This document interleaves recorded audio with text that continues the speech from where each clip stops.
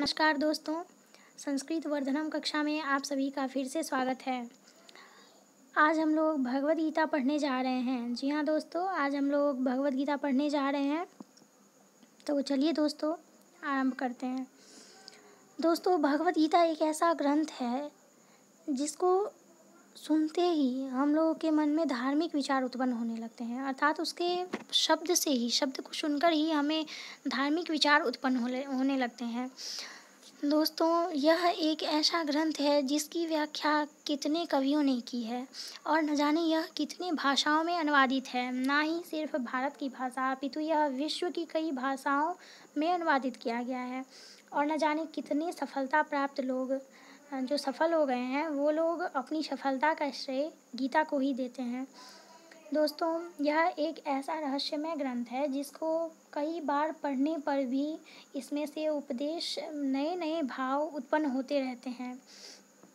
दोस्तों, यह पांडव और कौरव जब इन दोनों का युद्ध हो रहा था, उस युद्ध भूमि में श्री कृष्ण भगवान ने अर्जुन को यह गीता सुनाई थी और जिसमें 18 अध्याय है, 700 श्लोक है। ठीक है, यह महाभारत के भीष्म पर्व से लिया गया है। तो दोस्तों, इसका मुख्य उद्देश्य सिर्फ यही है कि भगवान ने अर्जुन को कर्तव्य से विमुख होते जब देखा तो उन्होंने गीता का उपदेश दिया। मतलब इसमें अर्जुन को युद्धरत करना था, यानी उनको युद्ध करने के लिए प्रेरित करना था। इसीलिए उन्होंने उन्हें युद्ध भूमि में इस गीता का संदेश दिया, मतलब ज्ञान दिया। ठीक है दोस्तों, तो यह एक मतलब इसको वाणी द्वारा वर्णन करने के लिए किसी की भी सामर्थ्य नहीं है दोस्तों, लेकिन फिर भी हम लोग कुछ कुछ परीक्षा की दृष्टि से जो भी महत्वपूर्ण है वह हम लोग यहाँ पढ़ेंगे। तो देखिए दोस्तों, इसमें संपूर्ण वेदों का सार संग्रह किया गया है। इसकी संस्कृत इतनी सुंदर सरल है कि थोड़ा अभ्यास करने से मनुष्य उसको सहज समझ सकता है, परंतु आशय इतना गंभीर है कि आजीवन निरंतर अभ्यास करते रहने पर भी उसका अंत नहीं आता। प्रतिदिन नए नए भाव उत्पन्न होते रहते हैं। इसे यह सदैव नवीन बना रहता है एवं एकाग्रचित होकर श्रद्धा भक्ति सहित विचार करने से इसके पद पद में परम रहस्य भरा हुआ है और भगवान के गुण प्रभाव मर्म का जिस प्रकार से इस गीता शास्त्र में वर्णन किया गया है वैसा अन्य ग्रंथों में मिलना कठिन है दोस्तों। तो चलिए आज हम लोग 12वां अध्याय इसका देख रहे हैं कि 12वां अध्याय में क्या है। सबसे पहले दोस्तों, 12वां अध्याय जो है यह सबसे छोटा अध्याय है। 18 अध्याय में सबसे छोटा अध्याय 12वां अध्याय है। इसमें सिर्फ 20 श्लोक है और जिसमें इसमें बताया गया है भगवान द्वारा इसमें निराकार और साकार इन दोनों तरह की भक्ति करने वाले में कौन उत्तम है इसके बारे में बताया गया है। ठीक है दोस्तों, तो यही आज हम लोग पढ़ेंगे। देखिए, एवं सतत युक्ता ये भक्तास्त्वांग पर्युपास्ते ये चाप्यक्षरमा व्यक्तं तेषां के योग वित्तमाः। यह अर्जुन द्वारा भगवान को प्रश्न पूछा गया। मतलब अर्जुन बोले, जो अनन्य प्रेमी भक्तजन पूर्वोक्त प्रकार से आपके भजन ध्यान में लगे रहकर आप सगुण रूप परमेश्वर को दूसरे जो केवल अविनाशी सच्चिदानंद निराकार ब्रह्म को अतिशय श्रेष्ठ भाव से भजते हैं, उन दोनों प्रकार के उपासकों में अति उत्तम योगवेत्ता कौन है। दोस्तों, यहाँ पे साकार और निराकार की बात हो रही है। साकार भक्ति हो गया जो हम लोग अपने घरों में करते हैं और निराकार भक्ति हो गया जो ऐसे भगवान की पूजा करता है जो मूर्तियों में नहीं है, मतलब जो हर जगह भगवान है। मतलब वो गृहस्थ आश्रम से दूर, मतलब ऐसा व्यक्ति जो गृहस्थ आश्रम में नहीं रहता है, ऐसा व्यक्ति निराकार स्वरूप का भक्ति करता है और हम लोग जो हैं वो साकार भक्ति करते हैं। तो इन दोनों में अर्जुन ने अंतर पूछा है कि इन दोनों में योगी कौन है, मतलब सबसे ज़्यादा इसमें योगवेत्ता कौन है, सबसे ज़्यादा योगी किसको माना जाएगा। ठीक है दोस्तों, तो अब देखिए भगवान क्या बोलते हैं। मैया वेश्य मनो ये मांग नित्युक्ता उपास्ते सदया प्रयोपेतास्ते में युक्तमा मता। अर्थात मुझ में मन को एकाग्र करके निरंतर मेरे भजन ध्यान में लगे हुए जो भक्तजन अतिशय श्रेष्ठ श्रद्धा से युक्त होकर मुझ सगुण रूप परमेश्वर, दोस्तों यहाँ ध्यान देने वाली बात है, सगुण रूप परमेश्वर बोल रहा है इसमें।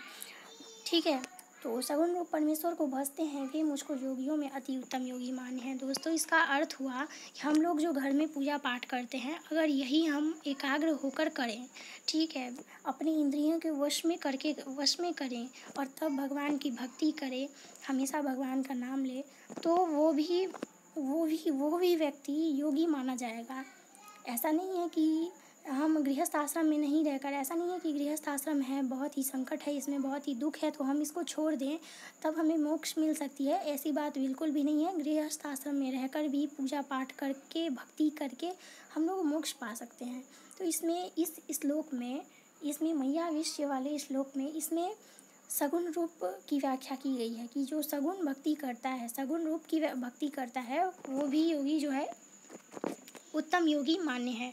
इसके बाद देखिए दोस्तों, ये तो अक्षर म निर्देश व्यक्त देश यम व्यक्तं पर्युपास्ते सर्वर्थगम चिंत्यं चकूटस्थ मचलं ध्रुवं सन्नियम्ये निन्द्रिय ग्रामं सर्वर्थ संबुद्धया ते प्राप्नुवन्ति मामेव सर्वभूत हिते रताः।